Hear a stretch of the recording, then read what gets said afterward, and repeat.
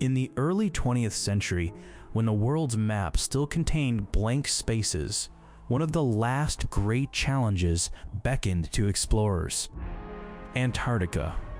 At the bottom of the world lay the geographic South Pole, unconquered and waiting.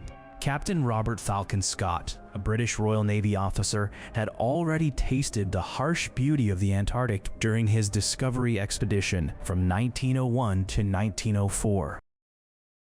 Now, in 1910, he was ready to return with a singular ambition: to plant the Union Jack at 90 degrees south and claim this ultimate prize for the British Empire.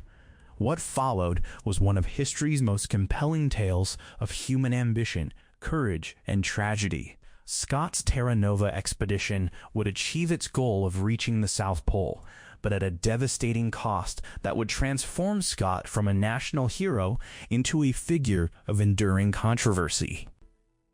Born on June 6, 1868, Robert Falcon Scott entered the Royal Navy at age 13, following his family's naval tradition.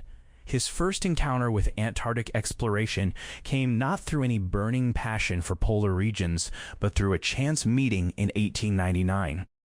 While on leave in London, Scott encountered Sir Clements Markham, president of the Royal Geographical Society, who was organizing an Antarctic expedition. Scott volunteered to lead it, driven more by career ambition than polar wanderlust. This first expedition, aboard the Discovery, from 1901 to 1904, established Scott's reputation. He set a new southern record by reaching latitude 82 degrees south with Ernest Shackleton and Edward Wilson, and discovered the Antarctic plateau where the South Pole lies. However, the expedition ended with tensions. Shackleton was sent home early due to physical collapse, creating a rift that would influence future Antarctic politics. After returning to his naval career and marrying sculptor Kathleen Bruce in 1908, Scott watched as Shackleton launched his own Antarctic bid in 1907 to 1909, coming tantalizingly close to the pole within just 97 miles. The prize remained unclaimed, and Scott saw his opportunity. By 1909, Scott was developing plans for his second Antarctic venture. Unlike his first expedition, which had mixed scientific and exploration objectives, this mission had a clear primary goal. As Scott stated in his expedition prospectus, quote, "to reach the South Pole and to secure for the British Empire the honor of this achievement," end quote. Scott had, as one observer noted, been, quote, "bitten by the pole mania," end quote. The expedition faced immediate challenges. The Discovery had been sold and was unavailable, so Scott purchased the Terra Nova, a 187-foot wooden whaling ship built in 1884. At 12,500 pounds, she was what Scott could afford on his tight budget, though doubts existed about her condition. The ship required extensive modifications, including the installation of an ice house for 150 frozen carcasses, new living quarters for 24 officers, and specialized equipment storage. Fundraising proved difficult. Scott needed substantial sums for what was essentially a private venture with government backing. Cardiff emerged as a major supporter. The city provided 300 tons of coal, 100 tons of steam coal, 500 gallons of oil, cooking utensils, and raised 2,500 pounds, more than any other city. This support led to Cardiff being designated as the Terra Nova's home port. Scott's approach to Antarctic travel represented both innovation and fatal miscalculation. Rather than relying solely on dogs, the proven method of Arctic exploration, Scott opted for a mixed transportation system.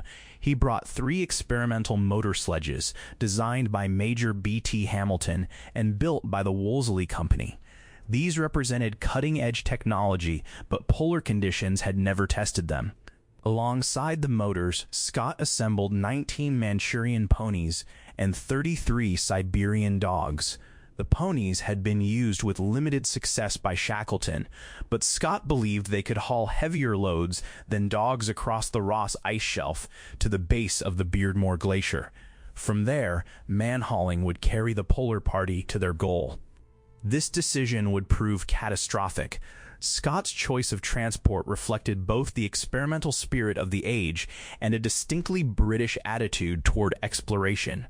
As one contemporary noted, Scott deprecated the Norwegians' reliance on dogs as, quote, somehow a less manly approach to the adventure, and certainly not representative of the English tradition of toughing it out under extreme circumstances, end quote.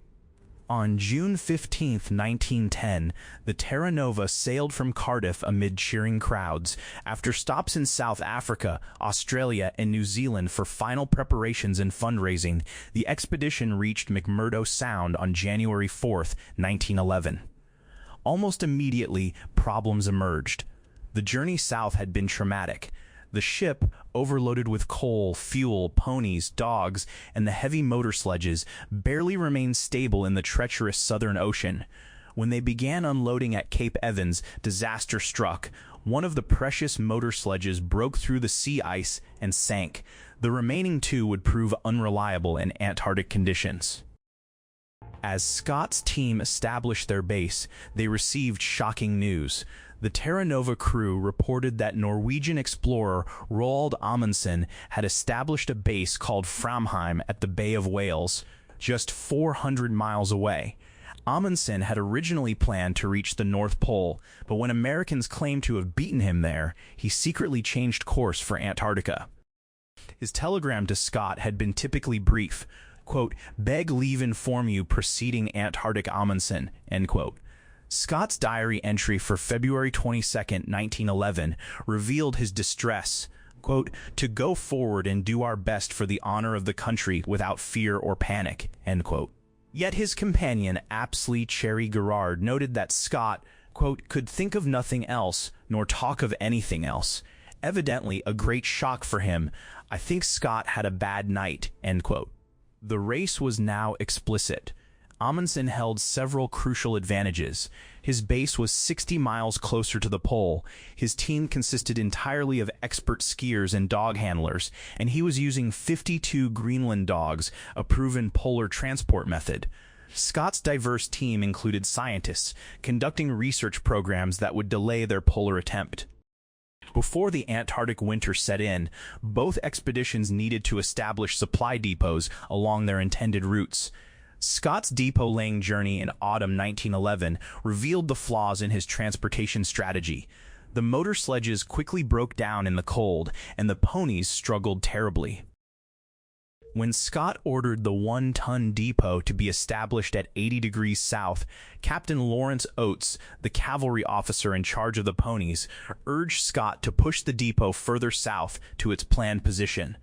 Oates warned, quote, "Sir, I'm afraid you'll come to regret not taking my advice," end quote. Scott refused, and the depot was placed 35 miles short of its intended location, a decision that would prove fatal. During the return journey, Scott made another devastating transportation choice. When ice began breaking up near Cape Armitage, experienced ice pilot Edward Wilson took the dogs inland to safety. Lieutenant Henry Bowers, following with the ponies, and fearing Scott's wrath if he deviated from orders, continued on the sea ice as commanded. The ice broke up, and most of the ponies drowned. The polar journey began in stages between October 24th and November 4th, 1911. The motor sledges left first, followed by the pony teams, then the dog teams. 16 men initially set out with 23 dogs, 10 ponies, and 13 sledges, designed as a complex relay system to support the final polar party. Scott's journal from October 31st, 1911, captured his optimism. Quote, "The sun is shining and the wind dropping, so here end the entries in this diary with the first chapter of our history." On November 1st, as the main party finally departed Cape Evans, Scott wrote, quote, "The party is cheerful. There never were a better set of people," end quote. The initial progress seemed promising, despite the motor sledges soon breaking down and being abandoned. As the expedition crossed the 400-mile expanse of the Ross Ice Shelf, the ponies suffered terribly. Scott's decision to rely on them proved increasingly disastrous as they struggled through soft snow, their hooves breaking through the surface crust that could support dogs. One by one, they were shot as planned, their meat cached for the return journey. By December 21, 1911, only 8 men continued beyond 85 degrees south near the top of the Beardmore Glacier.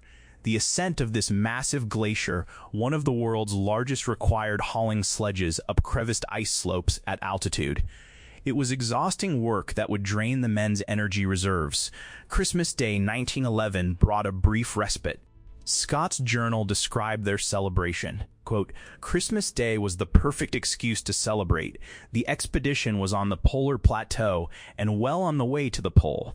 Their Christmas supper was 4 courses, including pemmican, horse meat flavored with onion and curry powder, plum pudding, and cocoa with raisins." On January 4, 1912, at 87 degrees 32 minutes south, Scott made a crucial decision that broke his own plans. Instead of the planned 4-man polar party, he selected 5 men to make the final push. Himself, Edward Wilson, Henry Bowers, Lawrence Oates, and Edgar Evans. This decision, adding Bowers at the last moment, disrupted the logistics carefully calculated for 4 men. The tent designed for 4 would be cramped with 5, rations calculated for 4 would be stretched, and the psychological dynamics of the group changed. The remaining 3 men, Teddy Evans, William Lashley, and Tom Crean, began their return to base while Scott's final party pushed onward through the thin air of the polar plateau. On January 16, 1912, as Scott's party approached their goal, they spotted something that crushed their spirits.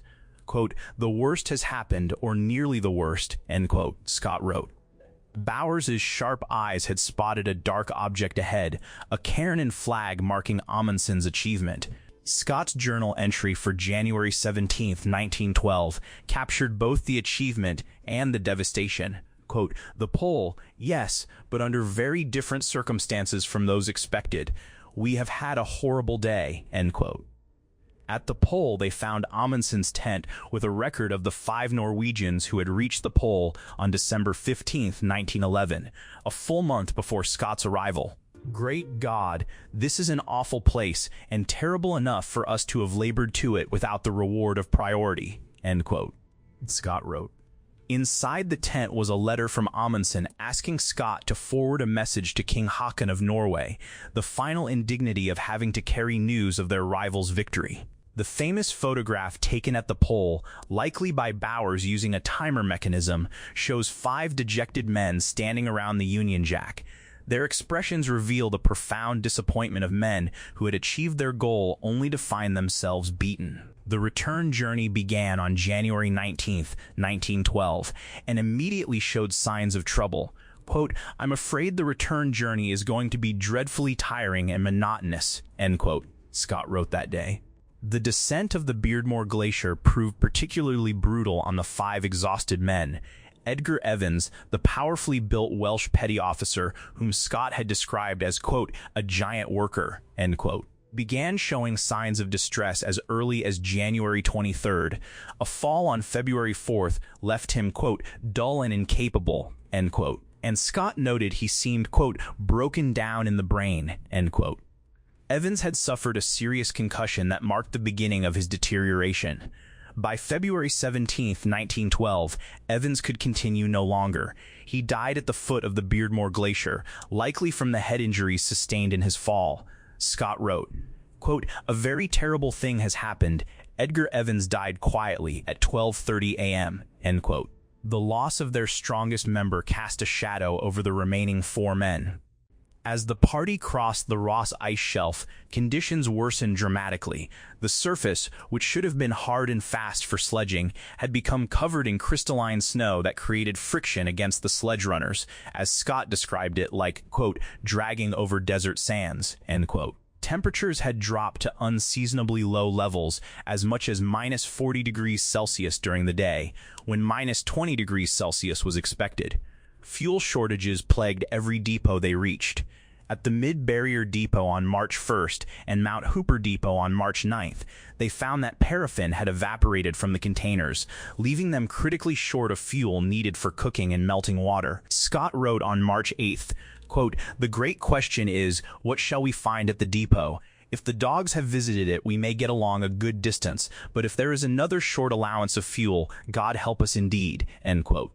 The promised dog teams that were meant to meet them never appeared. Scott had given written orders for the dogs to meet the returning polar party, but misunderstandings and poor communication meant no relief came.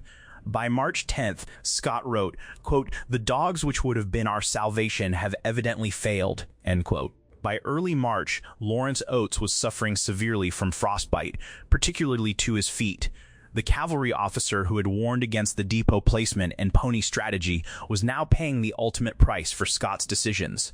On March 15th, Oates told his companions he couldn't continue and suggested they leave him in his sleeping bag. Scott's diary entry for March 16th or 17th recorded the event that would become legendary. Quote, "Lost track of dates, but think the last correct. Tragedy all along the line. At lunch, the day before yesterday, poor Titus Oates proposed we should leave him in his sleeping bag. That we could not do and induced him to come on the afternoon march. In spite of its awful nature for him, he struggled on and we made a few miles. At night, he was worse and we knew the end had come. Should this be found, I want these facts recorded. Oates' last thoughts were of his mother, but immediately before he took pride in thinking that his regiment would be pleased with the bold way in which he met his death. We can testify to his bravery. He has borne intense suffering for weeks without complaint, and to the very last was able and willing to discuss outside subjects. He would not give up hope to the very end.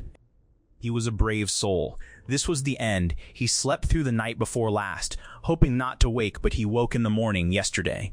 It was blowing a blizzard. He said, I am just going outside and maybe some time. He went out into the blizzard and we have not seen him since," end quote. Oates' famous last words became a symbol of British understatement and heroic sacrifice. He walked out of the tent into -40 degrees Fahrenheit temperatures without bothering to put on his boots to face certain death.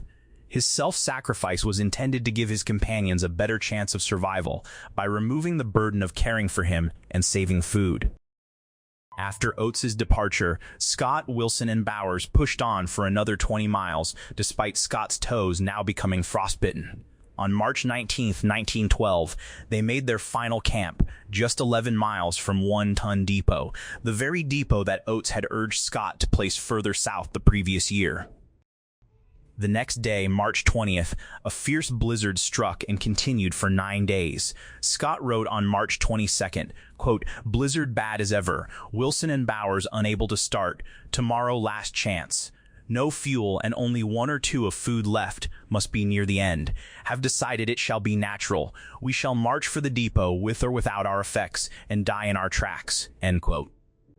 Trapped in their tent with death approaching, the 3 men spent their time writing farewell letters. Scott's letter to his wife Kathleen began, quote, "To my widow," end quote. He wrote, quote, "Dearest darling, we are in a very tight corner and I have doubts of pulling through. In our short lunch hours, I take advantage of a very small measure of warmth to write letters, preparatory to a possible end.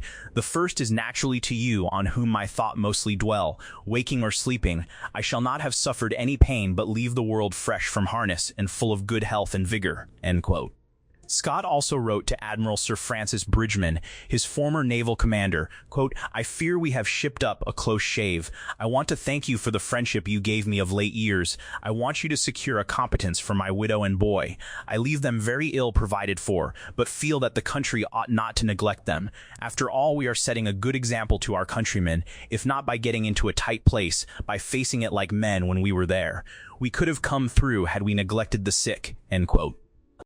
Wilson wrote to his friend Reginald Smith, quote, "This looks like a finish to our undertaking, for we are out of food and oil and not able to move for 3 days now on account of the blizzard. We have had a long struggle against intense cold on very short fuel, and it has done us in. I have no fear of death, only sorrow for my wife and for my dear people. Otherwise, all is well," end quote. Perhaps most famously, Scott wrote his quote message to the public, end quote, which would define his legacy. Quote, "The causes of the disaster are not due to faulty organization, but to misfortune in all risks which had to be undertaken. We took risks, we knew we took them. Things have come out against us, and therefore we have no cause for complaint, but bow to the will of Providence, determined still to do our best to the last. Had we lived, I should have had a tale to tell of the hardihood, endurance, and courage of my companions, which would have stirred the heart of every Englishman. These rough notes in our dead bodies must tell the tale, but surely, a great rich country like ours will see that those who are dependent on us are properly provided for." End quote. Scott's last diary entry, dated March 29, 1912, was written with frozen fingers in barely legible handwriting. Quote, "We had fuel to make 2 cups of tea apiece and bare food for 2 days on the 20th. Every day we have been ready to start for our depot 11 miles away, but outside the door of the tent it remains a scene of whirling drift. I do not think we can hope for any better things now. We shall stick it out to the end, but we are getting weaker, of course, and the end cannot be far. It seems a pity, but I do not think I can write more." On November 12, 1912, a search party led by Apsley Cherry Garrard spotted a mound in the snow that proved to be Scott's tent. Inside they found the 3 bodies, along with Scott's diary, their letters, and 35 pounds of geological specimens, fossils from Glossopteris trees that proved Antarctica had once been warm and forested. Cherry Garrard wrote, quote, "We have found the bodies of Scott, Wilson, and Bowers and all their records. Their death was, I am quite sure, not a painful one, for men get callous after a period of great hardship, but the long fight before must have been most terrible." End quote. The search party removed the tent poles and let the tent fabric collapse over the bodies. They built a high cairn of snow over the site and erected a cross made from grand skis with the inscription, quote, "To strive, to seek, to find, and not to yield," end quote. A line from Tennyson's Ulysses. When the Terra Nova reached New Zealand on February 10, 1913, and the news reached the world, Scott immediately became a national hero. The London Evening News called for his story to be read to schoolchildren throughout Britain. Robert Baden-Powell, founder of the Boy Scouts, asked, quote, "Are Britons going downhill? No. Captain Scott and Captain Oates have shown us that," end quote. The public response was enormous. The Mansion House Scott Memorial Fund raised £75,000, equivalent to over $9 million today. Scott was posthumously made a Knight Commander of the Order of the Bath, and more than 30 monuments were erected in Britain alone. And so the story endures, not as a simple tale of victory or defeat, but as a profoundly human saga that continues to captivate and horrify. It is a permanent fixture in the annals of exploration, a stark reminder of the immense power of the natural world and the fragile line between ambition and tragedy. The legacy of Scott, Wilson, Bowers, Evans, and Oates is forever frozen in time, a complex tapestry of national pride, scientific dedication, and the ultimate cost of striving for glory at the very ends of the earth.